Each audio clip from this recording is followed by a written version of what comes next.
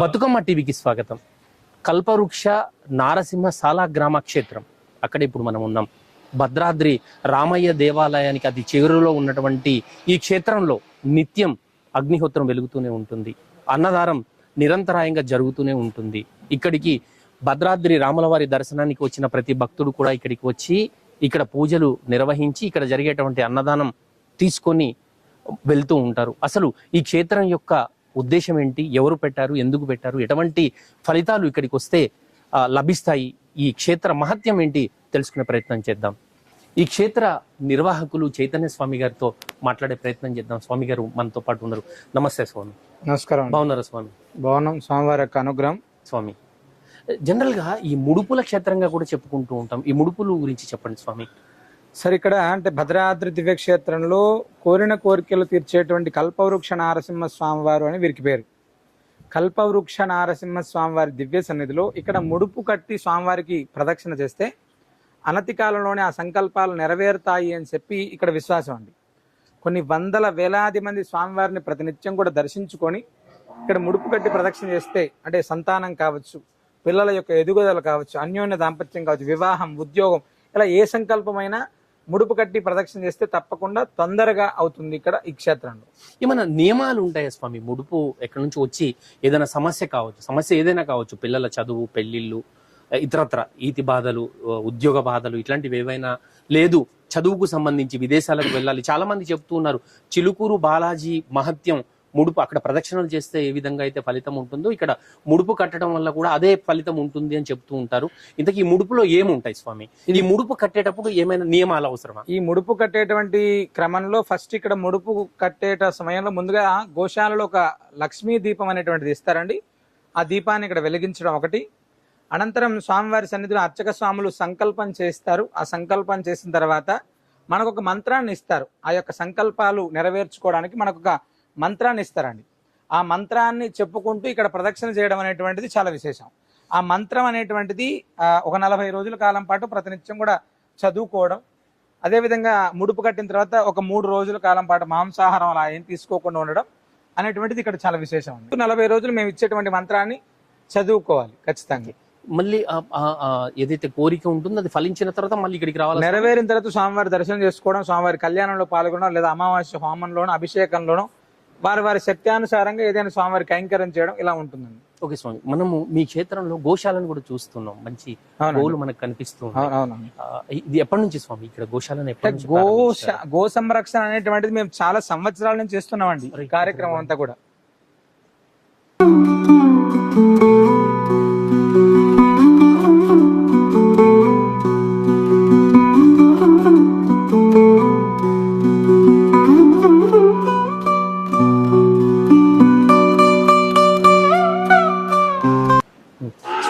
అంటే మన దేశవాళీ ఆవుల స్వామి? ఇవన్నీ కూడా పూర్తిగా నాటు ఆవులండి. నాటు ఆవులు అంటే పూర్తిగా మేము గో సంరక్షణ అనేటువంటిది, మీరు కూడా మీ చెత్త వేయండి ఖచ్చితంగా, మంచిది. గో సంరక్షణ అనేటువంటిది చాలా విశేషం. ఆ గో సంరక్షణని మేము చాలా సంవత్సరాల నుంచి కూడా మేము చేస్తున్నామండి. మాకు తెలిసి అంటే ఇప్పటికి సుమారు 10 సంవత్సరాల నుంచి చేస్తున్నాం. అలాగా ఇక్కడ ప్రత్యేకంగా గోశాలలు అనేటువంటిది ప్రత్యేకంగా నిర్మాణం చేసి సుమారు 7 సంవత్సరాల నుంచి విశేషంగా జరుగుతుంది. గో పూజ చేస్తే చాలా మంచి శుభాలు కలుగుతాయి. గోవులో 3 దేవతలు ఉంటారంటారు, నిజమేనా స్వామి? సరే, గోవు అనేటువంటిది వేదంలో మనకు చెప్పినటువంటిది. సాధారణంగా గోవు అనేటువంటిది మనకు వేద ప్రమాణమైనటువంటిది. గోవు 3 దేవతల స్వరూపం. అంటే గోమాతను ఎప్పుడైతే అర్చిస్తామో, గోశాలను దర్శిస్తామో, మనం ఆ 3 దేవతల దర్శనం, 3 ఆలయాల దర్శనం, ఇవన్నిటికి సంబంధించినటువంటి ఫలితం వస్తుందని చెప్పి మనకు పెద్దలు చెప్తారండి. గోవుకు సంబంధించి చాలా విషయాలు చెప్తూ ఉంటారు. పలానా రోజు గోవుకు బెల్లం తినిపించడం కానీ, చెరుకు గడలు తినిపించడం కానీ, గోవుకు గ్రాసం పెట్టడం కానీ, ఇవన్నీ చేస్తే ఈతి బాధల నుంచి, కొన్ని సమస్యల నుంచి బయటపడవచ్చు అని అంటూ ఉంటారు. దాంట్లో ఎంతవరకు నిజం ఉంది? నేను అదే చెప్తాను మీకు. అంటే గోవును దర్శిస్తేనే సకల దోషాలు పోతాయి అంటారు. గోవుని ఎప్పుడైతే మనం దర్శనం చేసుకుంటామో, గోవుకు సంబంధించినటువంటి ఎప్పుడైతే గోవుకు ఆహారాన్ని అందిస్తామో, గోవుకు ప్రదక్షిణ చేస్తామో, గోశాలలో దీపం పెడతామో, సకల దారిద్ర్యాలు తొలగిపోతాయి, సకల గ్రహ దోషాలు కూడా తొలగిపోతాయండి. అంత విశేషమైనటువంటి స్థానం మన శాస్త్రం గోమాతకి ఇచ్చిందండి.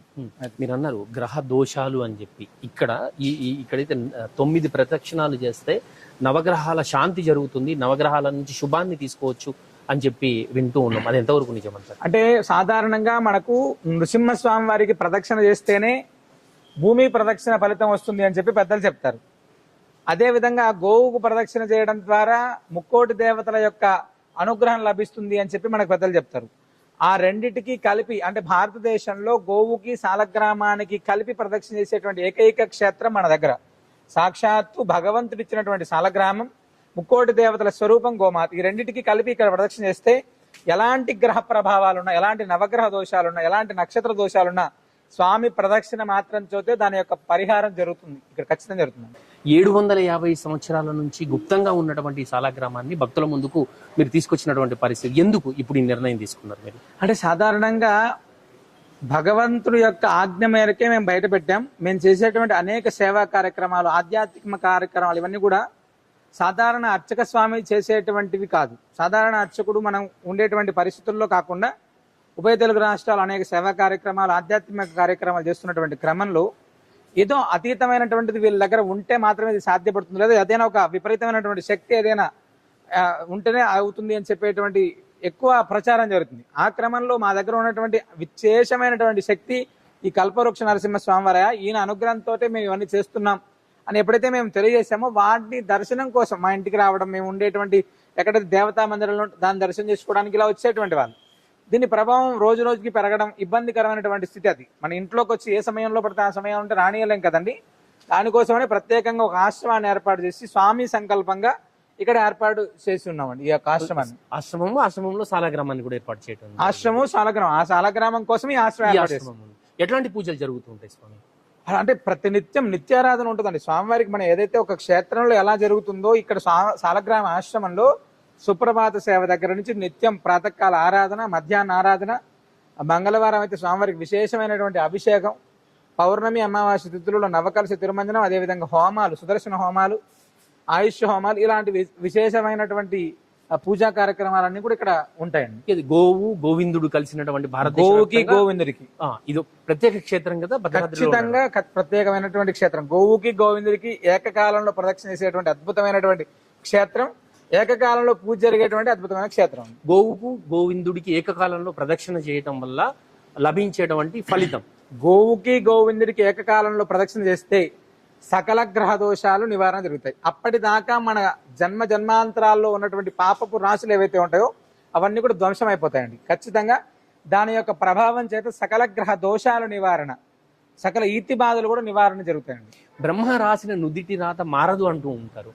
మీరు ఈ ముడుపులు కట్టడం వల్ల కావచ్చు, ఈ క్షేత్ర ప్రదక్షిణ వల్ల కావచ్చు, నుదిటి రాత మారే అవకాశం ఉంది, మంచి జరిగే పరిస్థితి ఉంది అంటున్నారు. మరి అది నమ్మమంటారా, ఇది నమ్మమంటారా? నేను బ్రహ్మ రాసినటువంటి రాత మారుతుంది అని మేము ఎక్కడ చెప్పట్లేదు. ఒకటి ఫస్ట్ బ్రహ్మ రాసేటువంటి క్రమంలో మనం కర్మను ఎలా చేయాలి, మంచి కర్మ ఎలా చేయాలి అనేటువంటి విధానాన్ని కూడా ఆయన చెప్పి ఉంటాడు. అంటే మానవుడికి మానవ జీవన విధానంలో ఈ భూమిపైకి వచ్చిన తర్వాత ఏమేం చేయాలి, ఎలా ఉంటే ధర్మ ప్రవర్తన కలిగి ఉంటాడో వాడి యొక్క జీవన విధానం కూడా అలా ఉంచడానికి మనకి ఇచ్చినటువంటి తెలివండి. మనకున్నటువంటి 84 లక్షల జీవరాశుల్లో మనము మాత్రమే వీటన్నిటినీ కూడా నడిపిస్తున్నాం. మానవుడు మాత్రమే. ఇప్పుడు మీరు ఆవుల్ని కావచ్చు, గేదెల్ని కావచ్చు, లేకపోతే జంతువులు ఏవైనా సరే, గుర్రం కావచ్చు, ఏనుగు కావచ్చు, ఇలాగా వేటికి సంబంధించినటువంటి శక్తి, ఏనుగుకున్నటువంటి బలం మనకుందా? లేదు. సింహానికి ఉన్నటువంటి పరాక్రమం మనకుందా? అంటే మనం ఏం చెప్తాం, వాటన్నిటిని కూడా కంట్రోల్ చేయగలిగినటువంటి వాడు మానవుడు. అలాంటి మానవుడు మంచి కోసం చేసేటువంటి క్రమంలో పెద్దది కాస్త చిన్నదవుతుంది, పెద్ద అపాయం కాస్త చిన్న అపాయం అవుతుందండి.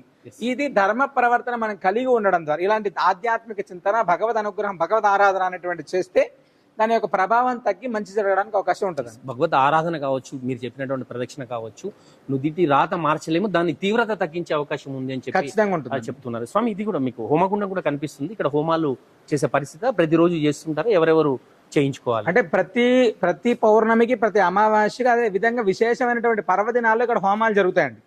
సుదర్శన నారసింహ హోమంతో పాటుగా మహాలక్ష్మి హోమం, ధన్వంతరి, ఆయుష్య హోమం, ఇలా విశేషమైనటువంటి హోమాలు ఈ క్షేత్రంలో ప్రతినిత్యం, అంటే పౌర్ణమి అమావాస్య తిథుల్లో విశేషంగా జరగడంతో పాటుగా వివిధ ప్రాంతాల నుంచి వచ్చేటువంటి యాత్రికులు కావచ్చు, భక్తులు కావచ్చు, వాళ్ళు కూడా ప్రత్యేకంగా ఇక్కడ చేయించుకుంటూ ఉంటారండి. హోమాలకు సంబంధించి చాలా మంది భయపడుతూ ఉంటారు, చాలా ఎక్కువ ఖర్చు అవుతుంది, మిడిల్ క్లాస్ వాళ్ళతో చేయలేము అని చెప్పి అంటూ ఉంటారు. ఈ హోమాలకు సంబంధించి మిడిల్ క్లాస్ భక్తులు కూడా చేయించుకునే అవకాశం ఉందంటారు? నేను కూడా మిడిల్ క్లాసే. ఫస్ట్ మేమేమి అంటే కోటీశ్వరులం కాదు. ప్రతి ఒక్క భక్తుడికి అందుబాటులో అన్నీ ఉండాలి అనేటువంటిది మా తాపత్రయం అండి. భగవంతుడు అనేటువంటి వాడు వ్యాపారం కాదు, భగవంతుడు అనేటువంటి వాడు ప్రతి ఒక్కరి సొంతం. అలాంటి భగవంతుడికి సంబంధించినటువంటిది ప్రతి ఒక్కరూ చేసుకోవాలనేటువంటిది మా సంకల్పం అండి. ఎంత పెద్ద అంటే లక్షలాది రూపాయలు ఖర్చు అయ్యేటువంటి హోమాలని కూడా వారు ఎలా చేసుకోవాలో అనుగుణంగా మేము చేస్తాం. ఈ మధ్యకాలంలో 9 లక్షల గోమయ పిడకలను ఏర్పాటు చేసి 9 లక్షల నృసింహ మహామంత్రంతో హోమం చేశాం. ప్రతి భక్తుడు పాల్గొనాలి, వాళ్ళ చేతులతోటి కనీసం ఒక్కొక్కరు కొన్ని పిడకలైనా కూడా వేయాలి. అంటే అంత హోమాన్ని మనం చేసుకోలేం. అలాంటి హోమంలో ప్రతి ఒక్కరు పాల్గొనాలి అనేటువంటి విధంగా ఏర్పాటు చేస్తాం. ఇలాంటివన్నీ కూడా చాలా అద్భుతంగా జరుగుతుంటాయి ఈ క్షేత్రంలో అండి. ఓకే స్వామి, ఇదే క్షేత్రంలో మనకు కనిపిస్తుంది స్వయంభూ కార్యసిద్ధి హనుమంతుడు. హనుమద్ మహిమలు కావచ్చు, హనుమత్ క్షేత్ర ఆ విగ్రహం ఎక్కడైతే ఉంటుందో అక్కడ నుంచి వచ్చేటువంటి వైబ్రేషన్స్ కావచ్చు చాలా అద్భుతంగా ఉంటాయని చెప్పి అంటూ ఉంటారు. ఈ విగ్రహ ప్రతిష్ట, ఈ విగ్రహం గురించి చెప్పండి. అంటే ఇక్కడ ఉన్నటువంటి ఈ యొక్క హనుమాన్ మేము ఈ ఆశ్రమం ఏర్పాటు చేసేటువంటి క్రమంలో అక్కడ స్వామివారికి సంబంధించినటువంటి స్టేజ్ని ఏర్పాటు చేసే క్రమంలో ఈ రాయిని ఆ స్టేజ్ లో వేసాం 2-3 సార్లు. ఆ రాయి అనేటువంటిది ఎన్నిసార్లు అక్కడ వేసినప్పటికీ కూడా అది అందులో సరిపోవట్లేదు, ఆ రాయి ఇంకా మాకు ఉపయోగపడదు అని చెప్పి ఈ దాంట్లో బయటపడేశాం.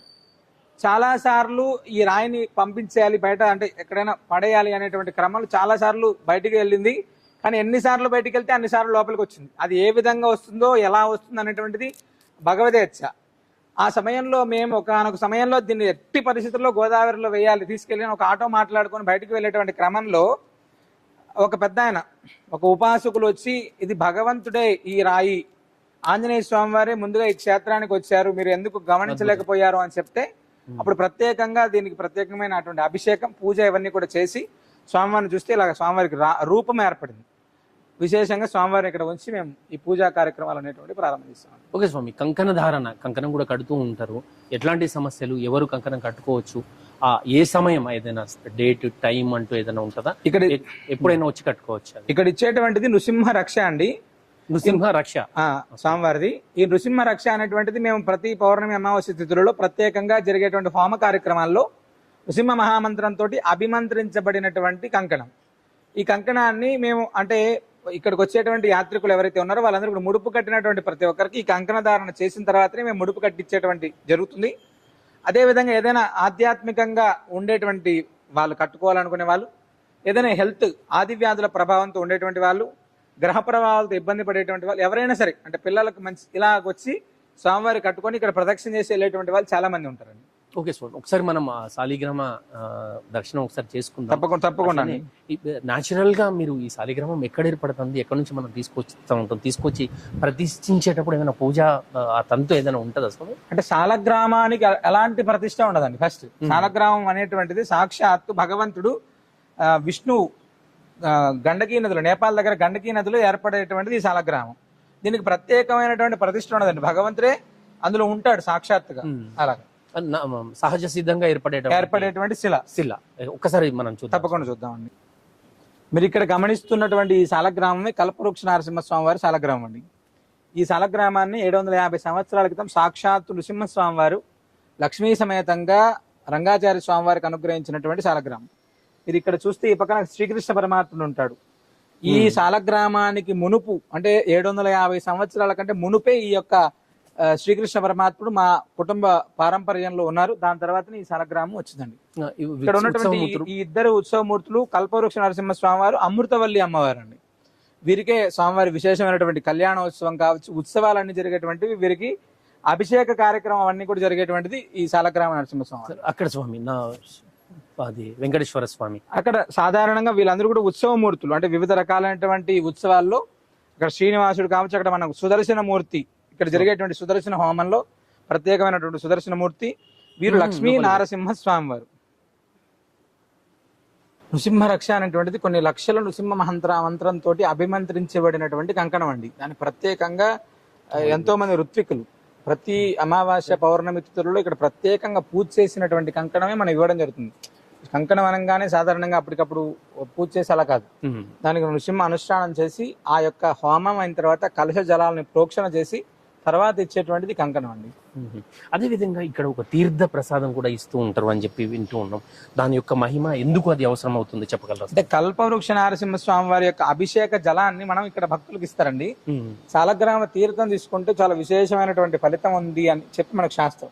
సాలగ్రామ తీర్థం ఎప్పుడైతే మనం తీసుకుంటామో ఆది వ్యాధుల ప్రభావం కావచ్చు, నెగిటివ్ ఏదైతే ఉంటుందో అవన్నీ తొలగిపోవడం కావచ్చు, శరీరానికి ఉన్నటువంటి పాపం ఏదైతే ఉందో అవంతా కూడా ప్రక్షాళన అవుతుందని చెప్పి చాలా విశేషం. సాక్షాత్ నృసింహ సాలగ్రామానికి జరిగినటువంటి అభిషేక తీర్థం తీసుకుంటే చాలా అద్భుతమైనటువంటి ఫలితం ఉంటుందండి. ఈ అభిషేక తీర్థం తీసుకోవాలంటే వయసుతో నిమిత్తం ఏమైనా ఉందా? పిల్లలు అలా ఏం లేదండి, చిన్న పిల్లల నుంచి ముసలి వాళ్ళ వరకు ప్రతి ఒక్కరికి ఉంటుంది. ముడుపు కట్టినటువంటి వాళ్ళకైతే ప్రత్యేకంగా ఒక బాటిల్లో మనం ఆ తీర్థాన్ని కూడా వారి ఇంటికి తీసుకెళ్ళడానికి కూడా ఇస్తారండి ఇక్కడ. ఓకే స్వామి, మీ క్షేత్రంలో 360 రోజులు 24 గంటల పాటు నిత్యం అన్నదానం జరుగుతూ ఉంటుంది. అది ఎప్పుడు ఈ నిర్ణయం తీసుకోవడానికి కారణం ఏంటి? ఈ సాలగ్రామ ఆశ్రమానికంటే ముందు మేము నృసింహ సేవావాహిని అనేటువంటి ఆధ్యాత్మిక సంస్థ ద్వారా ఉభయ తెలుగు రాష్ట్రాలు చాలా సేవా కార్యక్రమాలు చేస్తున్నాం. వాటిలో భాగంగా భద్రాద్రి దివ్యక్షేత్రానికి వచ్చేటువంటి రాముడి కైంకర్యం చేసేటువంటి యాత్రికులు ఎవరైతే ఉన్నారో వాళ్ళందరికీ కూడా అన్నప్రసాదం అందాలి, ఇక్కడికి వచ్చేటువంటి యాత్రికుడు ఎవరు కూడా కడుపు మాడి వెళ్ళకూడదు అనేటువంటి సంకల్పంతో మేము 2022 సంవత్సరంలో జూన్ నెలలో ఈ యొక్క నిత్యాన్న ప్రసాదాన్ని ప్రారంభం చేశాం. అప్పటి నుంచి ఇప్పటిదాకా ప్రతినిత్యం కొన్ని వందల వేలాది మందికి నిత్యాన్న ప్రసాదాన్ని అందిస్తున్నామండి. ఈ సాలగ్రామంతో పాటు ఈ క్షేత్ర నిర్వహణతో పాటు అన్నదాన కార్యక్రమాలు కూడా చేస్తూ ఈ చుట్టుపక్కల ట్రైబల్ ఏదైతే ఆదివాసీ ప్రాంతాలు ఉన్నాయో అక్కడ వాళ్ళకు కూడా మీరు ఈ దేవుణ్ణి దగ్గరగా చేయటం, పూజలకు దగ్గర చేయటం, వాళ్లకు ఈ పూజ కైంకర్యాలను నేర్పించడం, వేద పఠనం నేర్పించడం, గుళ్ళో పూజలు చేసే విధంగా వాళ్ళను తీర్చిదిద్దుతున్నారు. ఇది ఎందుకు ఈ మార్గంలో ఎందుకు వెళ్లాల్సి వచ్చింది? అదే విధంగా జీర్ణ దేవాలయాల ఉద్ధరణ కూడా మీరు నడుంబించినారు. కొన్ని వందల దేవాలయాల నిర్మాణం జరిగినట్టుగా కూడా మాకు తెలిసింది. అది ఎట్లా స్వామి, ఆ క్రమాన్ని చెప్పండి. అంటే సాధారణంగా నృసింహ సేవావాహిని అనేటువంటి సంస్థ సామాజిక, ఆధ్యాత్మిక, సాంస్కృతిక గో సంరక్షణ ఈ సేవలు చేయాలనేటువంటి సంకల్పంతో ప్రారంభించాం.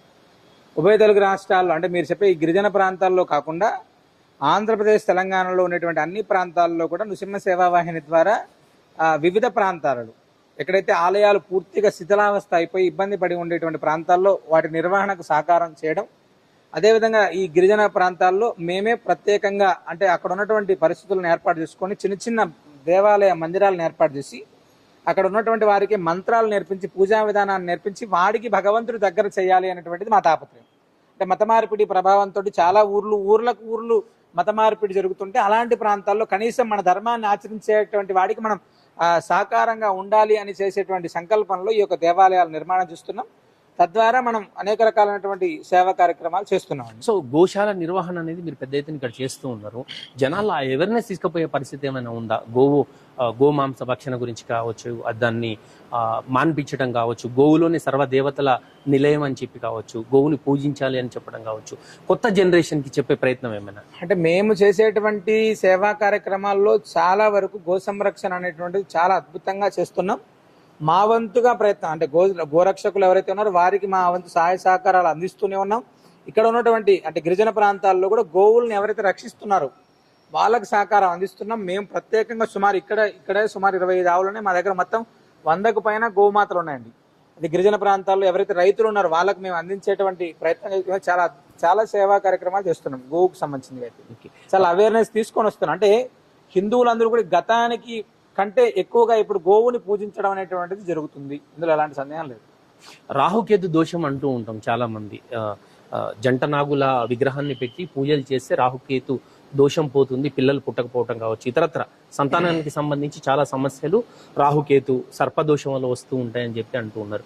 మీరు ఇచ్చే ప్రసాదం కూడా సర్పదోష నివారణకు సంబంధించి జరుగుతుంది. అసలు ఈ దోషం అంటే ఏంటి? దీని నివారణకు సంబంధించి మీరు ఇచ్చే సూచన ఏంటి స్వామి? అంటే సాధారణంగా రాహుకేతువులు అనేటువంటి వాళ్ళు జాతకరీత్యా దోషంగా ఉంటే కుటుంబం యొక్క ఎదుగుదల తగ్గుతుంది అని చెప్తారు మామూలుగా. అదేవిధంగా సంతానానికి సంబంధించినటువంటి విషయాల్లో కాలసర్పదోష ప్రభావం కావచ్చు, పితృదోషాల ప్రభావం కావచ్చు, వారి జాతకంలో గర్భదోషాల ప్రభావం కావచ్చు, ఇవేవైనా ఉంటే సంతానం అనేటువంటిది లేట్ అవుతుంది. దానికి సాధారణ కొన్ని ప్రాంతాల్లో వివిధ రకాలైనటువంటి కార్యక్రమాలు ఉంటాయి.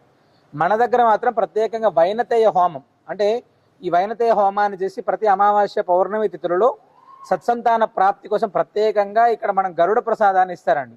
అది తీసుకున్నటువంటి వాళ్ళకు గర్భదోషాలు ఏవైతే ఉంటాయో అవి తొలగి తొందరగా సంతానం అవుతుందండి. స్వామి సంతానం కోసం పెద్ద ఎత్తున పూజలు మీరు అన్నట్టుగా ఇట్లాంటి కార్యక్రమాలన్నీ జరుగుతున్నాయి. మరో పక్క పిల్లలు ఉన్నవాళ్ళు తల్లిదండ్రులను చూసుకోలేటటువంటి పరిస్థితి. వాళ్ళు గతించిన తర్వాత పిండ ప్రదానాలు, సంవత్సరికాలు ఇవి కూడా చేయట్లేదు. దీన్ని ఎట్లా చూడొచ్చు అంటారు? అంటే సాధారణంగా సరే ఇక్కడ చాలా దగ్గర జరిగేటువంటి లోపం ఎక్కడంటే తల్లిదండ్రులు వాళ్ళ పిల్లల్ని పెంచేటువంటి క్రమంలో జరిగేటువంటి సమస్యలండి. పిల్లల్ని అతి గారాబంగా పెంచడం, అంటే వాళ్ళకు మించినటువంటి వాళ్ళ స్థాయికి మించినటువంటి దాంట్లో ఏర్పాటు చేయడం, వారికి సంస్కృతి సాంప్రదాయాలు అనేటువంటివి నేర్పించకపోవడం, ఇవన్నీ కూడా లోపాలండి. తద్వారా ఏమవుతుందంటే ఎప్పుడైతే పిల్లలకు సంబంధించినటువంటి దానిలో ఇబ్బందులు ఉంటాయో ఖచ్చితంగా ఆ యొక్క ప్రభావం మన కుటుంబ వ్యవస్థ పైన పడుతుంది. మనం ఎప్పుడైతే మన పిల్లల్ని ఎలా అయితే తీర్చిదిద్దుతాము, చాలా ఇళ్లలో ఆ పిల్లల్ని తీర్చిదిద్దలేకపోవడం వల్ల మాత్రమే మీరు చెప్పేటువంటి వృద్ధాశ్రమాలు, అనాథాశ్రమాలు పెరిగిపోతుంది. మామూలుగా నీ కొడుకు కూతురు యోగ్యురాలైతే వాళ్ళ అనాథాశ్రమాలు ఉండాల్సినటువంటి అవసరం లేదు. ఆ యోగ్యుడు చేయలేకపోవడం అనేటువంటిది ఖచ్చితంగా మన తప్పే. ఖచ్చితంగా మన తప్పే. అదేవిధంగా పిల్లలు, కొత్త జనరేషన్ వాళ్ళు భక్తి పూర్తిగా దూరం అయిపోయింది. గుడికి వెళ్ళడం కానీ, బొట్టు పెట్టుకోవడం కానీ ఇవన్నీ కాస్త నామోషి పడేటువంటి పరిస్థితి కనిపిస్తూ ఉంది. అన్య మతాలను చూసుకుంటే ఖచ్చితంగా వారంలో ఒకరోజు వాళ్ళు వాళ్ళ ప్రార్థనా మందిరానికి వెళ్ళటం కావచ్చు, వాళ్ళ ప్రార్థనలు చేసుకోవడం కావచ్చు, నిక్కచ్చిగా చేస్తూ ఉన్నారు. హిందూ యువతలో చూసుకున్నట్టయితే అలాంటి పరిస్థితి కనబడడం లేదు. హిందూ ధర్మానికి యువత ఎందుకు దూరం అవుతుందని మీరు అనుకుంటున్నారు? హిందూ మతానికి యువత దూరం అవ్వడం కాదండి. అంటే నేను ఇందాక చెప్పినట్టుగా తల్లిదండ్రులు చేసేటువంటి నిర్లక్ష్యం, తల్లిదండ్రులు అనేటువంటి వాళ్ళు ఖచ్చితంగా నీ సంస్కృతి సాంప్రదాయాలను నీ పిల్లలకు నేర్పించలేకపోవడం వలన ఏర్పడేటువంటి ఇబ్బందులు ఇవన్నీ కూడా. అంటే మనం మన పిల్లలకు నేర్పించకుండా వాళ్ళ దగ్గర నుంచి కోరుకుంటే, ఇప్పుడు మన ఇంట్లో అన్నం ఉండి అన్నం తినాలి, కానీ అది అన్నం వండుకోకుండా అన్నం తినాలంటే ఎలా కుదురుతుంది? అట్లా మన పిల్లలు అనేటువంటి వాడికి మనం ధర్మం గురించి చెప్పకపోవడం వల్ల జరిగేటువంటి ఇబ్బందులని. నీ పిల్లడికి నువ్వు రాముడు ఎవరో తెలియదు, కృష్ణుడు ఎవరో తెలియదు, వాళ్ళు చేసినటువంటి విధానం ఏంటో తెలియదు, నువ్వు ఇంకా రేపొద్దున నువ్వు వాడు నిన్నేం చూస్తాడు? ఇంకా ఇప్పుడు పిల్లలు అనేటువంటి వాడికి ధర్మం తెలియకోకుంటే ఆచరించే విధానం ఎలా ఉంటుంది? చాలా కష్టం అండి అది. స్వామి, పితృదోషాలకు సంబంధించి మగపిల్లలు లేనటువంటి తల్లిదండ్రులకు ఏదైనా జరిగినప్పుడు ఈ పితృకర్మలు అనేవి చేయలేరు. ఇంకొంతమంది పిల్లలు వేరే దేశాల్లో ఉండటం వల్ల కావచ్చు, సమయానికి అందుబాటులో కావచ్చు, గొడవల మధ్య కావచ్చు, ఈ పితృకర్మలు అనేవి చేయలేనటువంటి పరిస్థితి.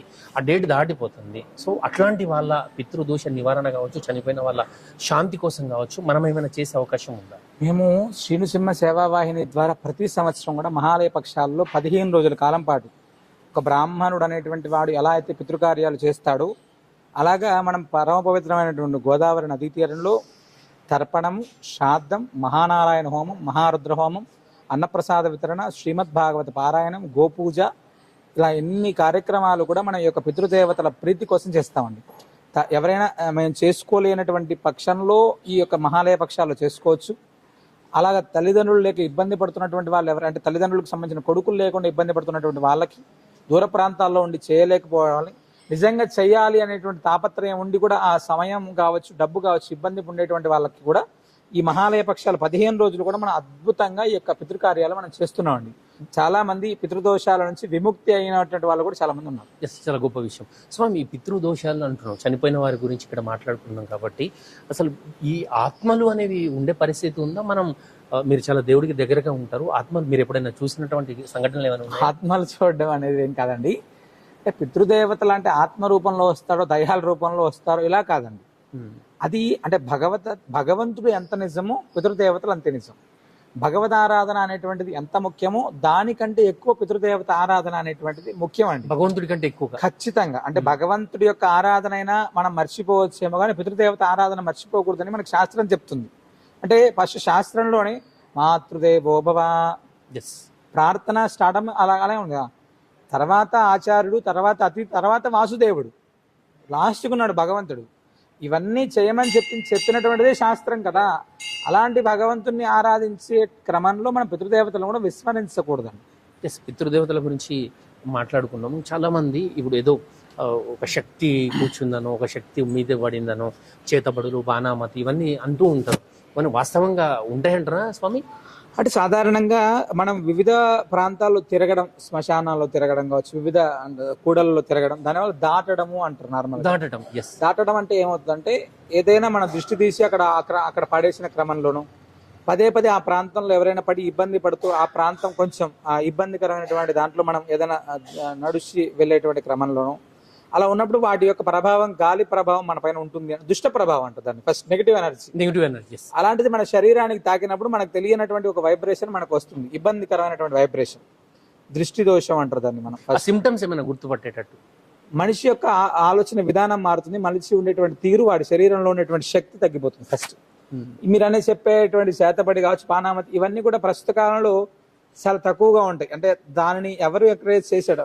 పెద్దల కాలంలో ఉండేటువంటివి ఒక ప్రాంతంలో ఎవరైనా ఇబ్బంది పెట్టేటువంటి వాడిపైన చేసేటువంటి ప్రయోగాలు అండి అవన్నీ.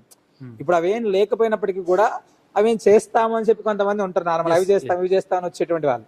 అవన్నీ కూడా అంత పెద్దగా ఏమి ఉండకపోవచ్చు దాని యొక్క ప్రభావం, కానీ దాని ప్రభావం ఉందని చెప్పి ఇబ్బంది పడి ఊరికే తిరిగేటువంటి వాళ్ళు చాలా మంది ఉంటారు. వశీకరణ అంటూ మనం ఈ మధ్య చాలా వింటున్నాం, భక్తులను దేవుడు వశీకరణ చేసుకున్నట్టుగా. మనుషుల మధ్య భక్తుల్ని భగవంతుడు ఎక్కడ వశీకరణ చేసుకోడు స్వామి, అవన్నీ పెంచి మాటలు అవి.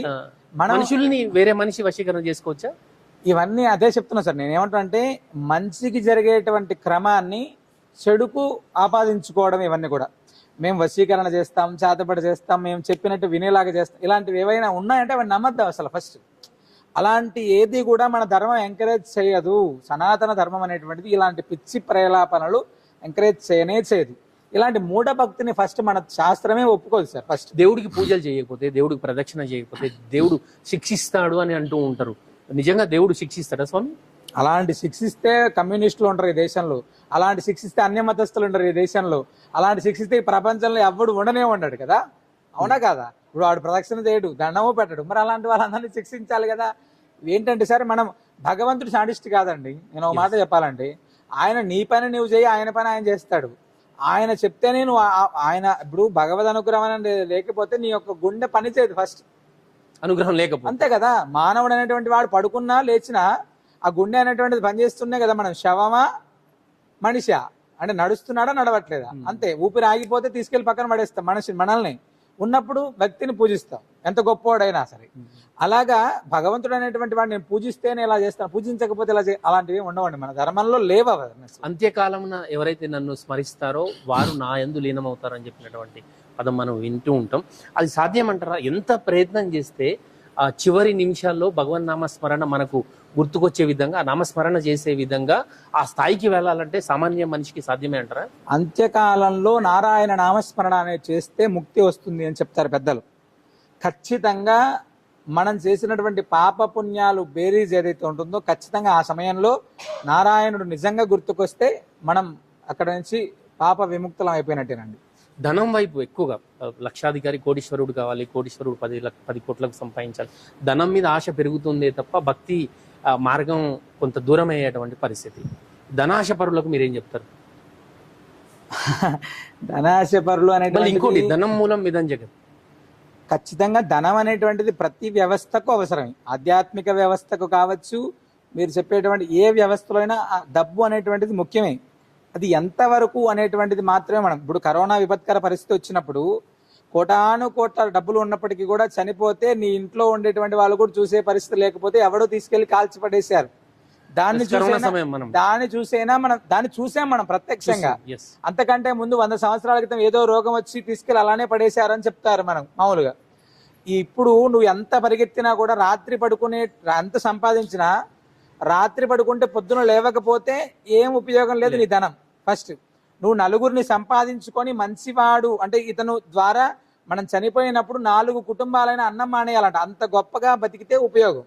అబ్బా పోయాడురా బాబు అనేటువంటిది కాకుండా ఎంత డబ్బు సంపాదించినా నలుగురిని సంపాదించుకునేటువంటి క్రమం నీ దగ్గర ఉండాలి. ధర్మబద్ధంగా నువ్వు ఎంతైనా సంపాదించు. కృష్ణస్వామి ఎన్ని కోట్లకు అధిపతి, చాలా యాక్టివిటీస్ చేస్తున్నారు, అన్నదానాలు, పూజలు, మందిర నిర్మాణాలు ఇవన్నీ చేస్తూ ఉన్నారు. ఎన్ని కోట్లు ఉన్నాయి? ఏ కృష్ణస్వామి అండి? కృష్ణ చైతన్య స్వామి. కృష్ణ చైతన్య స్వామి ఎన్ని కోట్లకు అధిపతి? అంటే నాకు వాస్తవం షర్ట్ వేసుకోవడం అలవాట్లేదు మామూలుగా. ఒకవేళ మీరు చెప్పేటువంటి విధానంగా ఏమైనా కోట్లు ఎప్పుడైనా వేసుకుంటే మాత్రం ఎన్ని కొనుక్కున్నానో మీకు చెప్తా తప్పకుండా. ఎందుకంటే నాకు ఆడ కోట్లు వేసుకునే పరిస్థితి లేదు, కోట్లు లేవు. ఖచ్చితంగా చాలా మంది అంటూ ఉన్నారు, జాతకం చెప్పినా భవిష్యత్ చెప్పినా ₹1 తీసుకునేటువంటి పరిస్థితి లేదు. పూజా కార్యక్రమాలకు, అన్నదానాలకు ఎవరిని కూడా చందా బుక్కు పెట్టడం అట్లా కలెక్ట్ చేయడం కూడా లేదు. కానీ ఎక్కడ కూడా ఎన్ని వందల మంది ఆశ్రమానికి వచ్చినా, ఏ టైంలో వచ్చినా వాళ్ళ కడుపు నిండా భోజనం దొరుకుతుంది. ఏవైతే యజ్ఞాలు యాగాలు చేయాలో సాధారణ వస్తువులకు సంబంధించి మాత్రమే తీసుకొని వాటితో చేస్తున్నారు. సనాతన ధర్మ పరిరక్షణకు, హిందూ ధర్మ పరిరక్షణకు పెద్ద ఎత్తున ముందుకు పోతా ఉన్నారు స్వామి గారు అని చెప్పి చాలా మంది చెప్తూ ఉన్నారు. సరే, మా వంతుగా అంటే నా జీవిత కాలంలో మేము ఒకటే రెండు నిర్ణయాలు. ఈ మనం బతికి ఉన్నంత కాలం ఖచ్చితంగా నలుగురికి ఉపయోగపడాలి. ఫస్ట్ సనాతన ధర్మాన్ని మనం పాటిస్తూ నలుగురితో పాటింపజేయడానికి ఎంతవరకు అవసరమైతే ఎంతవరకు చేయగలమో అంతవరకు చేయాలి. ఫస్ట్ డబ్బే పరమావధిగా ఉంటే మేము ఈ యొక్క నిత్యాన్న దానాలు కావచ్చు, ధర్మ ప్రచారాలు కావచ్చు, హరిజన గిరిజన గ్రామాల్లో దేవతా మందిరాలు కావచ్చు, చిన్నపిల్లలకి తర్వాత పెద్దలకి సంబంధించినటువంటి ఏదైతే కార్యక్రమాలు ఇవన్నీ కూడా చేయాల్సిన, గో సంరక్షణ కావచ్చు, ఇలా ఏవి కూడా చేయాల్సిన అవసరం లేనే లేదు. ఆ డబ్బే పరమావధిగా పెట్టుకుంటే కోట్లు, మీరు చెప్పేటువంటి నిజమైనటువంటి కోట్లు మా దగ్గర ఉండేటువంటివి, అంతకు మించినటువంటి సంపద, మీరు చెప్పేటువంటి అంతకు మించినటువంటి సంపద శ్రీనుసింహ సేవావాహిని ద్వారా శ్రీనుసింహ భక్త కుటుంబాన్ని, అంటే వెలకట్టలేనటువంటి శ్రీనుసింహ భక్త కుటుంబం అనేటువంటి అద్భుతమైనటువంటి సంపదను మేము సంపాదించాం. తద్వారా ఈ యొక్క జగత్తుకు మేము ఏం చేయాలో అది చేసేటువంటి క్రమాన్ని భగవంతుడు మాకు అందించాడు. ఖచ్చితంగా స్వామి, ఎకనామికల్ గా డబ్బు పరంగా మీ దగ్గర కోట్ల రూపాయలు లేకపోయినా వేల కోట్ల రూపాయల ఆస్తిని ఆ భగవంతుడి దగ్గర మీరు సంపాదించుకున్నారు. పేద ప్రజలకు, హిందూ ధర్మానికి, దేవుడి కార్యక్రమాలకు మీరు చేస్తున్నటువంటి శ్రమ అనితర సాధ్యమైనది. చివరగా చెప్పండి, మీ ఆశ్రమానికి, మీ క్షేత్రానికి రావాలనుకునే భక్తులకు మీరేం చెప్తారు? మన ఆశ్రమం అనుకునేటువంటి ప్రతి ఒక్కరూ కూడా భద్రాద్రి దివ్యక్షేత్రంలో కల్పవృక్ష నారసింహ స్వామి వారి యొక్క దివ్య సన్నిధిలో నీ ధర్మబద్ధమైనటువంటి సంకల్పం నీదైతే, అన్ని క్షేత్రాలు, తీర్థాలు, యాత్రలన్నీ కూడా చేసుకొని ఉన్నాను, నాది ఇంకా ధర్మబద్ధమైనటువంటి సంకల్పం నెరవేరలేదు అనుకునేటువంటి ఎవరైనా సరే స్వామి సన్నిధిలో వచ్చి స్వామికి ముడుపు కట్టి ప్రదక్షిణ చేసి వెళ్తే అనతి కాలంలోనే మీ సంకల్పాలు నెరవేర్చేటువంటి దేవదేవుడు. అది నీ కుటుంబానికి, నీకు ధర్మబద్ధమైనదైతే తప్పనిసరిగా భగవంతుడు ఇక్కడ వింటాడు, అది పూర్తి చేస్తాడు. అదేవిధంగా హిందూ సమాజానికి మనం ఇతర మతాలు ఇవి చేస్తున్నాయి, అవి చేస్తున్నాయని వేలెత్తి చూపించే బదులు మనం ఏ విధంగా మారితే బాగుంటుంది? ఫస్ట్ హిందువునని గర్వించు, హిందువుగా జీవించు. ఎప్పుడైతే నువ్వు హిందువుగా జీవిస్తూ ఉంటావో, నీ కుటుంబం హిందువుగా జీవిస్తూ ఉంటుందో, ఆటోమేటిక్గా నీ కుటుంబం అనేటువంటిది తో స్టార్ట్ అవుతే అన్ని కుటుంబాలు అదే వ్యవస్థలో వెళ్తే మనకి ఏ ధర్మాలు మన పైన దాడి చేసేటువంటి పరిస్థితి లేదండి. నువ్వు హిందువునని చెప్పలేకపోవడం, నువ్వు హిందువునని ఎక్కడైతే నువ్వు సగర్వంగా చెప్పుకోలేనటువంటి స్థితిలో నువ్వు ఉన్నంతసేపు కూడా ఇంకొక మతం, ఇంకొక వ్యవస్థ అన్ని కూడా నీ మీద దాడి చేస్తూనే ఉంటాయండి. హిందూ ధర్మంలో పుట్టి చివరగా బొట్టు పెట్టుకోలేనటువంటి దౌర్భాగ్యులు ఎవరైనా ఉంటే వాళ్ళ కర్మ అండి, అది మనం ఏం చేయలేం వాళ్ళని. అంటే మారాలి అనుకునేటువంటి వాడు మారచ్చు, అంతేకాని నేను ఇలానే ఉండాలి అనుకునేటువంటి వాడి కర్మ అది. అంటే ఈ ధర్మంలో ఉండి ధర్మాన్ని నువ్వు అనుసరిస్తూ ఖచ్చితంగా నేను అంటే బొట్టు పెట్టుకోలేనటువంటి పరిస్థితుల్లో ఉంటే అంతకు మించిన దౌర్భాగ్యం ఇంకొకటి లేదండి. శరీరంలో ఏదైనా అనారోగ్యం ఉంటే, భూత ప్రేత పిశాచాలు శరీరంలో కూర్చుంటే, ఏదైనా పుణ్యక్షేత్రంలోకి వెళ్ళి ఒక పూట నిద్ర చేస్తే వాళ్ళకు మంచి జరుగుతుంది అని చెప్పి చాలా క్షేత్రాలు ఉన్నాయి. అదేవిధంగా మన క్షేత్రంలో ఆటిజం సంబంధించి చిన్నపిల్లలు, బుద్ధిమాద్యంతో పుట్టినటువంటి పిల్లలు కావచ్చు, అనారోగ్య సమస్యలతో ఉన్నటువంటి వాళ్ళు కావచ్చు, మన క్షేత్రంలో ఒక పూట నిద్రిస్తే శుభం జరుగుతుంది అనేది చాలా మంది చెప్తూ ఉన్నారు. అది ఏం తీసుకోండి అంటే ఇక్కడ ఆటిజం అనేటువంటిది ఒకటే కాదండి, ఈ క్షేత్రంలో ఏ సమస్య ఉన్నా, సంతానానికి సంబంధించిందిగా కావచ్చు, లేదా కుటుంబ పరిస్థితులు కావచ్చు, ఆటిజంతో అయితే వివిధ ప్రాంతాల నుంచి వచ్చేటువంటి వాళ్ళు రాత్రి స్వామివారి సన్నిధులు, అమావాస్య నాడు రాత్రి స్వామివారి సన్నిధులు నిద్ర చేసి మరుసటి రోజు స్వామివారి జరిగేటువంటి అభిషేకం, హోమం ఇలాంటి వారి కార్యక్రమాల్లో ప్రత్యేకంగా పాల్గొని ఇక్కడ జరిగేటువంటి తీర్థం అంటే ప్రత్యేకంగా ఆ ఆటిజంతో ఉండేటువంటి పిల్లలకి ఇక్కడ స్వామివారికి తేనె, ఇలాచి ప్రత్యేకంగా ఇక్కడ ప్రసాదం ఇస్తారండి. అది తీసుకున్నటువంటి చాలా పిల్లల్లో మార్పు వచ్చింది, మార్పు జరుగుతుందండి. అలాగా చివరగా మీ ఆశీర్వచనం బతుకమ్మ టీవీ ప్రేక్షకులకు. తప్పకుండా. సంతాన సంపదం లక్ష్మీం ఆయురారోగ్య పూర్వకం శ్రీనుసింహ పదద్వందం దద్యాత్ అత్యంత వైభవాత్. కల్పవృక్ష నారసింహ స్వామివారి యొక్క దివ్య సన్నిధిలో నిలబడి మేము చేస్తున్నటువంటి అనుగ్రహం, సనాతన ధర్మాన్ని పరిరక్షించండి. ఆ ధర్మం యొక్క నీడలో మనందరం కూడా అద్భుతంగా బతుకుదాం. ఆ యొక్క స్వామి యొక్క అనుగ్రహంతో మన జీవితం, మన కుటుంబాలన్నీ కూడా ఉన్నతంగా ఉండాలని స్వామివారి పాదపద్మాలకు మా ప్రార్థన. సర్వేజన సుఖినో భవంతు.